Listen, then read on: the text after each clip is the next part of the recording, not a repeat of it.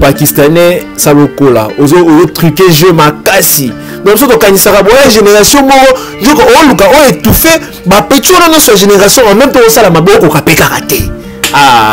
C'est la raison pour laquelle on dit que tu n'es pas un chanteur. Tu n'es pas un chanteur. Hein, Pakistanais, show me vraiment big dead. Il y a une révélation bien. Donc on va dénier ça ma musique. Duo, on attend tout n'a pas fait rigoler dans l'émission avec Willy Kayembe. S'il faut ça la featuring na minute choyo. Alinga ça nanan. Et moi le bi. Avant on doit avoir des pics alors bas nio pomba nuance. Pomba nuance. Qu'est-ce qu'il voulait dire par là? Pourquoi il n'a pas voulu dire des pics mais il a préféré dire pomba nuance? Parce que pour avoir des nuances, il faut réellement savoir chanter. Pour avoir des nuances, il faut yeba koyemba. Si ko tango oyebi koyemba ça ba nuance mais bingo sko pomba sko ya ba nuance. C'est-à-dire oyeba nuance sont à niveau nini. Vous comprenez? Parce qu'un bon chanteur ne peut choisir qu'un bon chanteur pour que ça la featuring. Ça c'est une vérité. Un très bon chanteur, un chanteur qui a une très belle voix ne peut choisir qu'un autre chanteur qui sait chanter pour que ça a le featuring. C'est la raison pour laquelle Ferregola a ponaki des pics. Mité m'a battu sous quoi na la musique le quoi wana kopima wana. Tant on a sangi ça, Jésus de Nios na poma ba Nios. Bongi mo créer nini? Bongi to bossa na musicien mususu. Bongi to bossa na musicien mususu. Et que ça là dégâts bientôt. Les featuring entre Ferregola na des pics pomba. Bongi degré depuis Kayembaka. Bongi degré Jésus de nuance à Yemba parce que ça lisiko featuring Jésus de nuance na pomba ba nuance. On est comme bomba ba nuance. Et comme bomba ba nuance. Et ati le quoi featuring ya bata ba loketo. Ba ko ba bina kaka. Ba bina kaka. Ma kelele ka ebele ba bina kaka. Rumba mamboye ba boye bate. Mamboye ba boye bate. Ba ba do bate ba mamboye ba. Et ça langue ba pakistanais. Tout et ça langue nini. Chomi, tu nous as révélé des choses, hein. Avant d'avoir petit frère, on a une chaîne mobile. J'espère bien ça. Entre Canal qui nous couleur TV. Bah, ABC, Ayemba, Banzembo, les artistes, c'est là, que ce soit dans le monde urbain, tout dans Nino Awanakin. Ayembi ne Banzembo, mais quand même, Banzembo, Ranson, Ayembi, mais Pakistanais, Américains, et l'autre, on va comme Mekate. Avec Banzembo, il y a Maître Gibbs. Là, c'est qu'on voit Maître Gibbs. Vous avez une image, vous voyez Maître Gibbs, vous voyez un Pakistanais, un faux chanteur, vous comprenez, poison et bimana, oh gamme goûte comme moi, Big Windon, alors Big il a en avance que les artistes est belé, c'est qu'il y a un retard, parce qu'il y a 12 ans et avance, 12 ans, et puis il a presté, à dire que le moment où vous avez bien. Vous avez vraiment l'esprit où vous avez bien, vous avez moins où vous avez bien. Si vous savez ce qu'on avance, ni aigle à la nango. Vous savez clairement. Vous savez clairement avance ni il y a gangara, trop d'avance, trop d'avance. Quelle avance? Parce qu'il y a des gens qui font des grandes choses, il y a des gens qui impressionnent, mais bavani na bango kimia, bali no rola qui sa tête que bazabo. Oui. Des gens comme Bill Clinton wana. Personne n'est ba fait rigoler. Ballon ça va grande chose mais na silence nyonso. Ballon ça va grande chose c'est on te rebaki déjà. Bino vous attaquez Ferrego là, biso to répondre. Et nous allons vous répondre poliment hein et je le fais très poliment. Abimisa album awa tonga longa nino niveau a marqué on a bêta album un animateur Abimisa album d'ailleurs on a senti que l'album est bêta. Non on a dit Claudine Nzokate jusqu'aujourd'hui. L'amour est si bon quand on est à deux, pas à trois. Souviens-toi chérie de tout ce que tu me disais, blague à part. Nalelayo. Non, moi éviter. C'est mon animateur. Moi ma bien. C'est moi ma bien. Mais moi ma vie d'accord. C'est moi ma bien. Et vu ça va dire musu mutema tala ba lo ba yango neza ze mama bina kata nini mais nzembo nezo sala pe sous ba carton yango na ba yuma ba vidaka tala ka mutu sali featuring na ba yuma ba vidaka ma oza na projet wana Donc wengende makambo et puis biki to na lobaki lisusu ke vieux quadre azala jaloux na Wilson parce que bango kuna basa ba cadrer mais Wilson c'est un formateur parce que c'est ne plus approuvé parce que c'est belé basa ko ndima yango parce que quand on dit que Wilson c'est un formateur. N'hésitez pas à liker la vidéo si elle vous plaît et si vous êtes nouveau sur la chaîne, n'oubliez pas de vous abonner et d'activer la notification pour ne rater aucune de nos prochaines vidéos. On commence. Kanga miso, beko. Donc, mesdames et messieurs, nous avons un rythme marionnette. L'autre fois, ils avaient qui sing again aujourd'hui. Marionnette, Nzembo, moko lengue. Nzembo, oyo, depuis que Pomba, Leli. Je ne sais pas si vous avez regardé la vidéo de depuis que Pomba et Ferigola. Ah non, quelle complicité. Et puis, complicité, Batoubayebi Ndoulé. Batoubayebi Kouyemba. Moi, c'est quand on boyebo yemba, bosangani, bozaka na zuwa na bino. Bolinga bino te. Peut-être no beauté, ya image wana. Tant dani depuis Pomba, azo consommer marionnette, na présence, ya les padres. Et derrière, on a sima. Bino boyebi na zaki na sima. Na bona ngocha ba mungwa tout ça, bino boyebi na zaki na sima.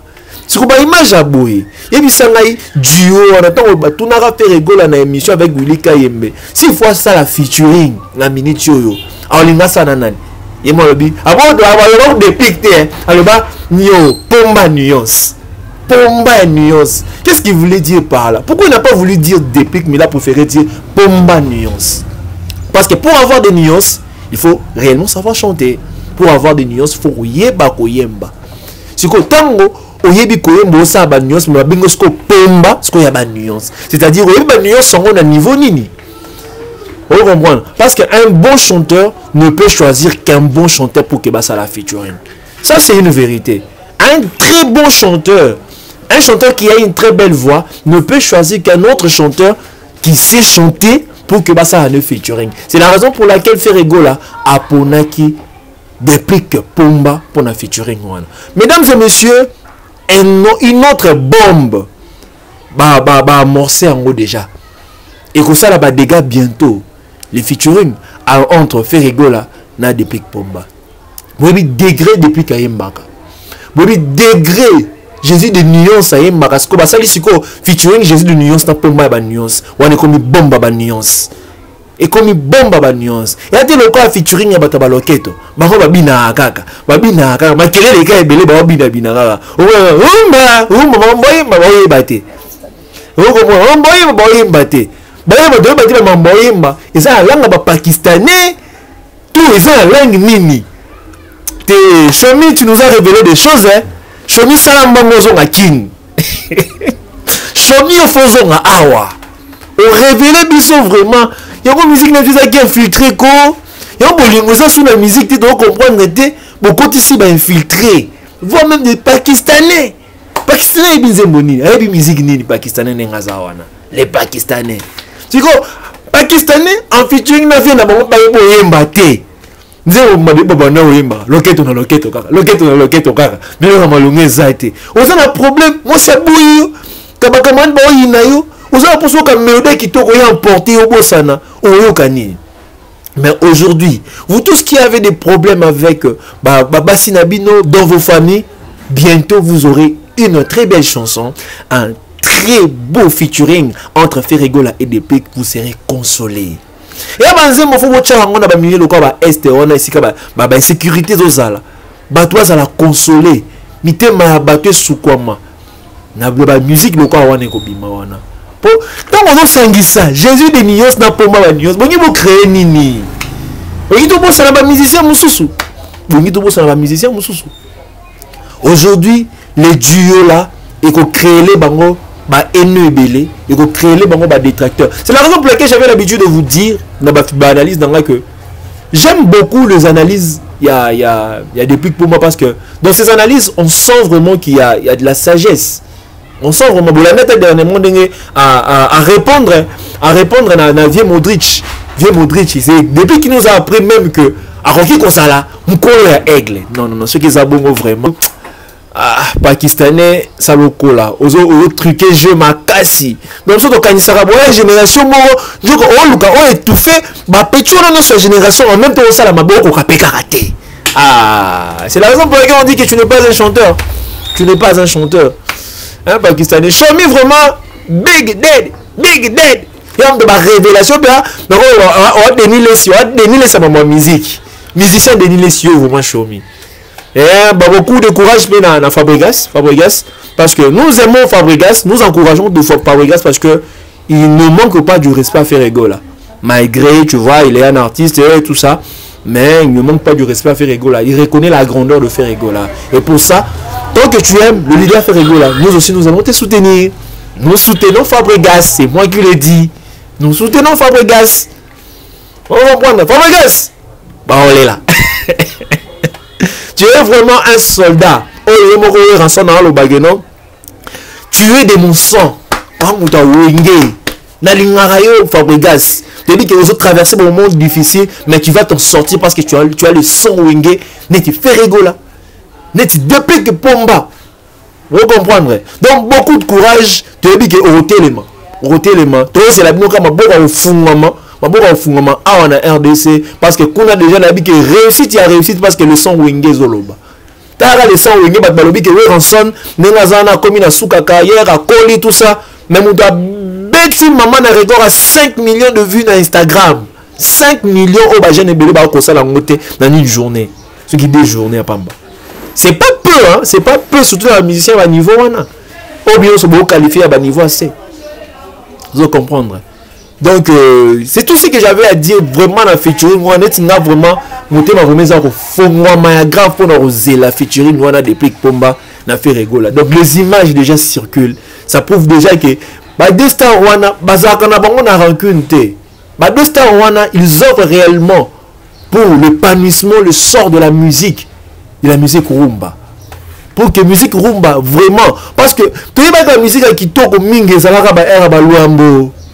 Bakabase les campagnes star non so boyebi akala odebeka ke bango bazaki capable de la musique à kitoko mais aujourd'hui même bébé baza en vie perdre déjà espoir parce que relève les a quitté on comprendre que non on s'était trompé relève les ali fait rigola relève les ali depuis Pomba relève les ali peut fabriquer parce qu'il fait de la bonne musique donc courage beaucoup donc mesdames et messieurs soyez patients mais de l'autre temps continuez de consommer l'album Dynasty volume 1 album Mamakambo Dynasty volume 1 et la question qui foutait il y a un musicien belé un musicien loketo comment yo aux artistes congolais il y a pas artiste congolais vous vous retrouvez dans un studio pourquoi ne pas faire une chanson rumba parce que vous savez que niveau na bino côté rumba ezana C vous comprendre ezana C.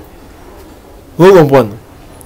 Pour vous dire que niveau na bino za ngoka loketo. Niveau na bino za ngoka loketo na loketo. Pour vous pouvez manger ma rumba parce que vous raté. Et puis les baser na bino pe robina bina et on a rappelé sous-souté. Aujourd'hui, les gens veulent écouter des chansons où ils ont conseillé bango. Ba problème est belé, faut qu'on consomme musique, faut consoler ça agréable à l'oreille. Vous comprenez ça agréable à l'oreille. C'est quand un jour moi dans émission moi ba pakistanais na télévision avant na ba petit frère nanga ba na chaîne mobo j'espère bien ça entre Canal Kino Couleur TV ba ABC ayemba banzembo ya artiste ou ya sepela la bango que ce soit na monde urbain to na nini awa na kin ayembi ne mo banzembo ameka mo banzembo we Ranson ayembi me pakistanais ameka iloko ba ko mekate akio ye banzembo ya Maître Gims. Dans ce qu'on voit Maître Gims. La raison pour laquelle image voilà, vous voyez Maître Gims, vous voyez pakistanais un faux chanteur, vous comprendre. Poison bimana, organe coûte comme moi. Organe mais qui coûte tonner. Pour ça que les qui organe té. Au moins dans matière gangi, alors qui da un mozo bunga, même ngalo ko emba bungo té. Pourquoi qu'on s'exposer jusqu'à ce niveau? Pourquoi s'exposer jusqu'à ce niveau? Pourquoi qu'on s'exposer?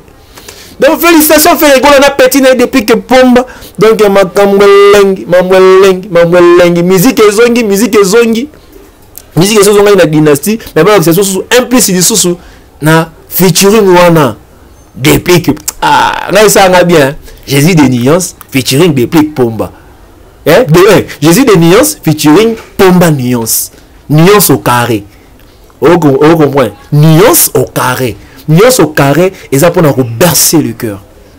On comprend déjà nuance ça fait rigoler c'est convaincu bah qui c'est sur il Déplique Pomba ngaye bon niveau on a des niveau vraiment les camarades minime mais ça vraiment minéné.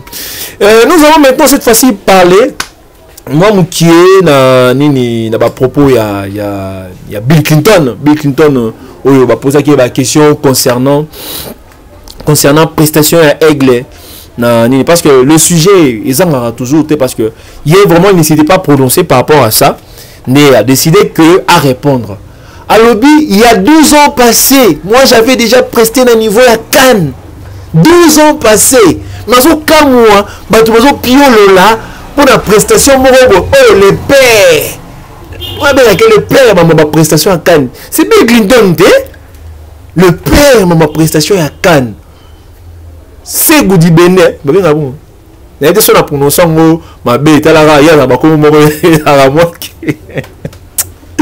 Bill Clinton alors abi il y a en avance que les artistes belé c'est Kazaki n'a retard parce qu'il a 12 ans et avance 12 ans et puis il a presté à dire que le moment que vous avez bien vous avez vraiment esprit bien vous allez moins bien soit c'est ce qu'on avance ni aigle à nango donc c'est clairement avance ni yo ya gangara trop d'avance quelle avance parce qu'il y a des gens qui font des grandes choses il y a des gens qui impressionnent mais bavana na bango kimia bali ngorola qui sa te que bazaboy oui les gens comme Bill Clinton wana personne n'est ba fait rigoler ballon ça ba grande chose mais na silence nyonso ballon ça ba grande chose c'est on te qui déjà bino vous attaquez fait rigoler biso to répondre et nous allons vous répondre poliment hein et je le fais très poliment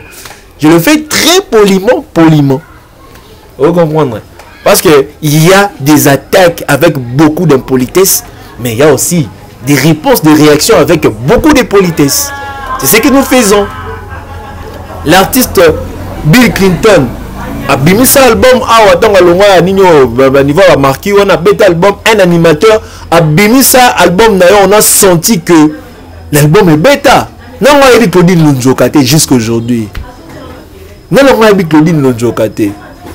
L'amour est si bon quand on est à deux, pas à trois. Souviens-toi chérie de tout ce que tu me disais, blague à part. Nalelayo. Non, moi éviter. Zembo animateur. Et c'est pas n'importe quel animateur. Et puis cette chanson, ils ont daté. Ce n'est pas d'aujourd'hui. Zembo Leloté. C'est Bill Clinton. Vous comprenez? Tant que ça va carton là, il n'en a même pas parlé à Sali Bababanité avec beaucoup de simplicité. C'est avec beaucoup de simplicité. Mais bien encore moins de regarder l'autre moment où bo gangi bo piololi oh bo miselanga 2 2000 babi misela yo 2000 parce que tu n'as même pas le niveau musique 0 2000 babi misela yo. Vous comprenez? Ça c'est vraiment étonnant. Ba orgueil moko boye ezo bima esika ko ko bimate. Ça parce que tu as vraiment bâti na bango terrain habité to pe misano moi mke jeu parce que ba jeune na pas mike bazoya to tiki na bango moi place parce que ba bi ke ba bloko ba gali garvin bazali ba bloko ba pison zuba boy bazali malgré que ba ça bon ba style mo te ba gagner na moi terrain mais ils ont dirait te bango ba yebindu de te botangilanga 2 mais au monde ngo dynastie pakati ici dynastie pakati ici bato dynastie. Donc c'est vraiment grave, hein, c'est vraiment grave. Et en ce qui concerne aussi, on lui avait aussi posé une question concernant participation. Il y a fait rigoler na projet, il y a Wenge. Pour lui, il a trouvé que non, ceux qui Monique Bolingi, ceux qui par exemple fait rigoler à participer dans le projet Wanate pour une jalousie. Bon, d'une part, je lui donne raison, et d'autre part, on rejoindra avec beaucoup de réserve, parce que moi je ne trouve pas de jalousie parce que ces gens là bah Dieu wana basali na bango pe musala na bango Mais il faut savoir que Bazan a pour ça mon soit parti parce que je suis suivi que non, Inos Bip faut participer dans projet Wana, dans le sens que dans prestation à niveau la stade de Martyr, Inos Bip ça même le lever le rideau. Donc c'est pour ça prouve que ils veulent que tout le monde puisse participer.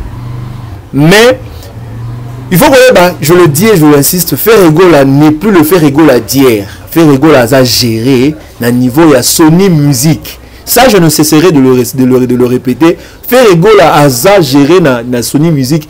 Et il ne peut pas tout seul décider l'avenir musical. Il doit décider avec son label. Vous comprendre. Il faut à ça la macamu. Selon avant il y a label naïe. Ce qui le label est décidé que faire égaux à participer à participer naïe. À participer naïe. Mais côté jalousie, parce que dès le début on avait senti que il y avait des gens qui étaient un peu réticents en ce qui concerne la participation à faire égaux là. Nakati ya Wenge Musique ABCBG 4x4. Il y avait des gens, nous tous on avait suivi. Mais quand même, il y a ceux-là qui avaient soutenu. Mais malgré ces prononcés qui étaient, mais on sentait qu'ils ne tenaient pas vraiment à ce que faire égaux là participer. Et pourquoi faire égaux là doit participer à Wenge BCBG 4x4?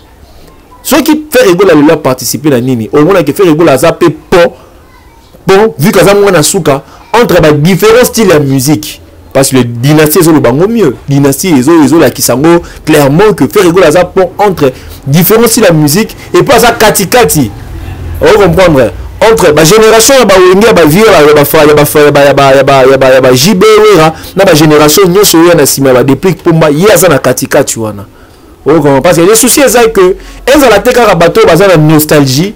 Il y a Wenge Musique à 4x4 on va se retrouver mais même bano babota masika bayoba que ba viwana nini basalaka pourquoi le lo baza o bazali pourquoi ba besoin reconnaître bango Amérique na bango jusqu'aujourd'hui c'est grâce ya featuring wana grâce ya ndenge ba kokuta na wande osala ke ba génération mususu pe assez ba se retrouver les sont tali ba fan mingi pe a faire égaux to boité ba vieux bazali même ba jeune pe bazali musique elle est très accompagnée par le jeune et Wenge BCBG 4x4 n'est la cabane qui jusqu'à aujourd'hui qui est déjà 25 ans vous comprendre les gens à 60 à 20 ans c'est difficile à vraiment la vraie histoire il y a Wenge BCBG 4x4 mais ceux qui vivre on a associé les jeunes va faire égaux et puis c'est parce que ils avaient aussi compris parce qu'ils ont fait appel à Inosbi parce que l'appel à Inosbi parce que basant pour ça la génération non sonne s'est retrouvée.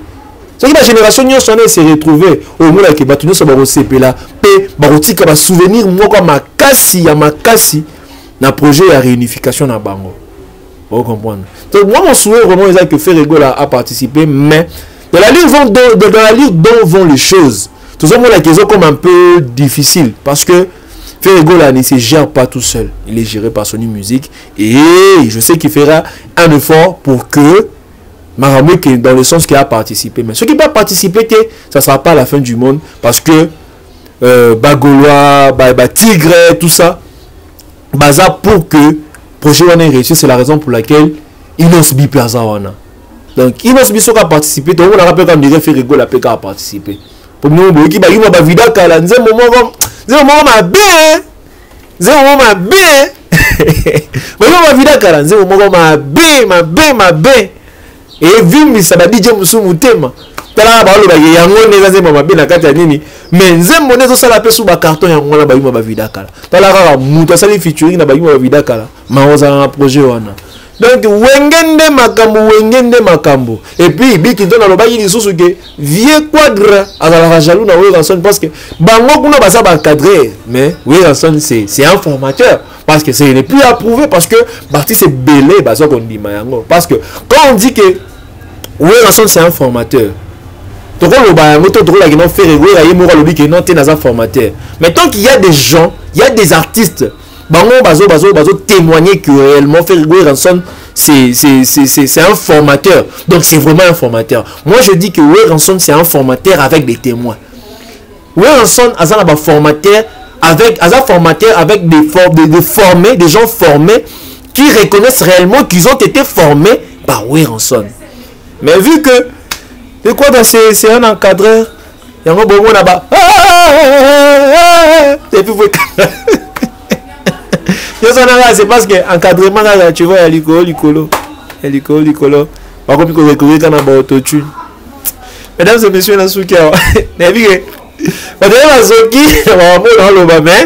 c'est toujours dans le cadre de l'analyse. Moi, je ne fais que dire la vérité. Parce que, avec moi, déjà, mission anti-formal, c'est-à-dire le couta et les katé. Donc, ceux qui sont vérité. Ceux qui vérité au blessé, bino, je préfère blesser. Vous comprenez? Mais, ça la pansement dans le couta. Ça, jamais. Je ne le ferai pas. Je ne fais que dire la vérité. Et la vérité, vérité. Vérité à Liboso, on a vu que duo, to featuring, il y a depuis que Pomba Jésus de nuance, depuis que Pomba nuance na Jésus de nuance, et ça maman na bombe bombani. Et que bote la détracteur, et que bote ma belo et ça zawadik. Vous comprenez? Bah en moko zawadik et kobimawana. Ça on le sait. Ça, c'est une vérité. Ce qui est vrai aussi, le featuring entre Aigle et le Pakistanais, et ça featuring, moi, il y a des danseurs, et il y a flop, et il y a vous comprenez? Parce que il y a des robots, il y a 1 million pour les robots. Mais maman a flop. Ça, c'est une vérité, parce qu'ils ne sont pas des chanteurs, ce sont des danseurs. Mais on n'a pas ça. Il y a la musique aux conseillers, la musique aux conscientisés. La musique aux sokola, c'est que la salité est zalaki. Vous comprenez? C'est pas ces alliés moutou, on nous a la consoler. On a plus on en a plus besoin. On en a marre. Mesdames et messieurs, musique et zongi. C'était votre humble serviteur Jigel Kabemba. Mesdames et messieurs, derrière la caméra, c'était Lotus Design. Donc, Moussala Kitoko. Comme j'ai l'habitude de le dire et je ne cesserai de le dire, pour faire la publicité na biso, pour les qui s'arrêtent. Puis, bon, ça la rato son gato loba. Puis, bon, ça la que, tu fous de la ta caméraman transport, tout ça, moi, Mickey. Vous comprenez? C'est la moindre des choses. Donc, le robot s'en a été le Viking Vision. On est toujours ensemble. Le robot s'en a été Maman Rocky Bizimungu na Dallas. L'évangéliste Dodo pe na Dallas. Mbote na Bino. Le génie Caleb Bizimungu. Nanette Lutumba. Motema ya DG Bob moins que ya Paulin Konda na Mama Bibiche na Kagari na Canada. On est tous ensemble, la famille Joshua News Télévision. C'était votre humble serviteur Jigel Kabemba. Pour vous dire prochainement. C'est bon. Ah, il y a aussi là.